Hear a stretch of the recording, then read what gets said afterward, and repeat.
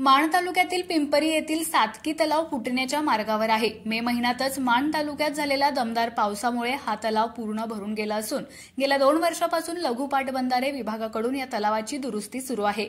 सध्या हा तलाव पूर्ण भरला असून दिगंबर राजगे आणि स्थानिक ग्रामप्रशासनाने या तलावाचा सांडवा अविनाश राजे यांच्या जेसीबीने मोठा करून पाण्याला वाट मोकळी करून दिली।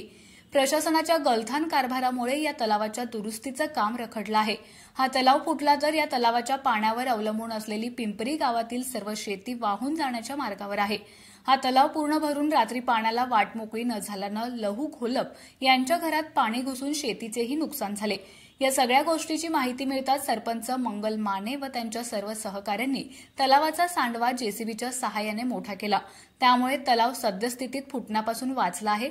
हा तलाव कधीही फुटू शकतो, त्यामुळे संबंधित प्रशासनाने यावर तातडीने उपाययोजना करून भावी संकट टाळण्याची अपेक्षा पिंपरीकरांमधून व्यक्त होतेय। त्याचबरोबर या महत्त्वाच्या प्रश्नावर तोडगा न काढल्यास जलसमाधी आंदोलन करण्याचा इशाराही स्थानिकांनी दिलाय। यावेळी सामाजिक कार्यकर्ते दिगंबर राजगे, किरण माने, प्रतीक ढवळे, विलास तरंगे, नाना माने, कालिदास माने, गोरख कुंकले, साहिल ढवळे, शुभम करे आदींचा समावेश आहे।